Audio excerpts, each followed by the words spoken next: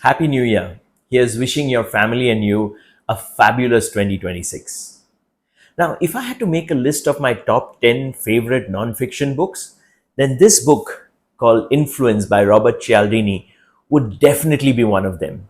In this book, Cialdini talks about 7 levers of influence: reciprocity, liking, social proof, authority, scarcity, commitment and consistency, and unity. Today's story is about reciprocity. This is a deeply heartwarming story about humanity, and I couldn't think of a better way to start the year.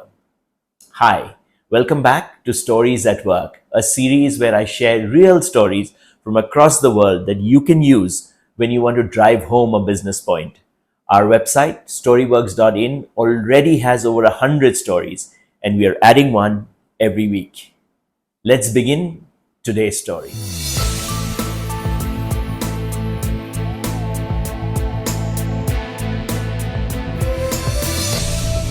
Tokyo, August 2021. The Olympic medals for javelin throw had just been hung around the necks of the winners. The silver medal hung around the neck of Maria Andrejczyk, a Polish javelin thrower. A medal that was hard won, heavy, and deeply personal. Because 5 years earlier in the Rio Olympics, she had finished fourth.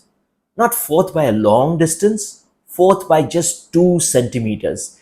Just 2 centimeters that separated her from the podium and left her staring at the scoreboard, knowing there'll be no medal ceremony, no national anthem. Then came the unfortunate injuries, a severe shoulder injury that threatened her career, and in 2018, something far worse, bone cancer. At 22, she stepped away from competition, uncertain whether she would ever throw a javelin ever again, let alone at the Olympics. Luckily, she recovered. She trained again, sometimes very unconventionally, chopping wood with an axe to rebuild strength. And then, in Tokyo, she threw 64.61 meters, enough to win Olympic silver. Now, within days of returning home to Poland, Maria came across an online fundraiser. It was for Milosczek Malcia, an 8-month-old baby born with a severe heart defect. The child needed urgent surgery abroad, treatment that would cost hundreds of thousands of dollars. Time was running out, but one detail stayed with her. Part of the money had already been raised, and it had come from the parents of another sick child who hadn't survived long enough for treatment. They had passed on their donation forward. Maria didn't consult a PR team. She didn't look for sponsors. She made a decision. She announced that she would auction her Olympic silver medal and donate the proceeds to help pay for the child's surgery. The auction drew national attention.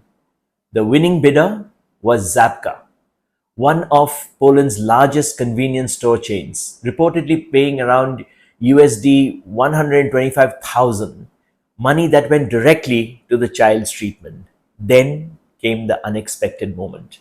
After paying, Zabka announced that Maria could keep her medal. The money would go to the cause, but the silver would stay with the athlete who had earned it. One act of generosity had triggered another, and the medal, still silver, somehow had become far more worth than gold. Milosczek was able to receive treatment. Unfortunately, that story didn't have a fairy tale ending. The little one passed away 6 months after the treatment. But the event certainly reinforces our faith in humanity and can teach us quite a few lessons. What a story. Now, what can we learn from this in business? Number one is assets create the most value when they are put at risk for a purpose. In business, success gives us medals like titles, reputation, many other things. Leadership begins when you decide what you're willing to do with them. The real impact often comes when leaders are willing to deploy what they value most, especially when it is deployed for a purpose beyond self. The second lesson is that purpose activates reciprocity. Maria's generosity didn't end with a donation. It invited generosity in return. As I mentioned at the start, reciprocity is a very, very powerful lever of influence. And finally, values only show up when there is a cost. It's easy to talk about values when they're convenient. It is much harder when they demand sacrifice. That's when people believe you. I hope you enjoyed that story, and if you did, there are over 100 more on our website, storyworks.in. Wishing your family and you a year full of health, happiness, and possibilities. 2026 is a new chapter in all our lives, and I hope you write a great story in it. See you next week. Bye for now.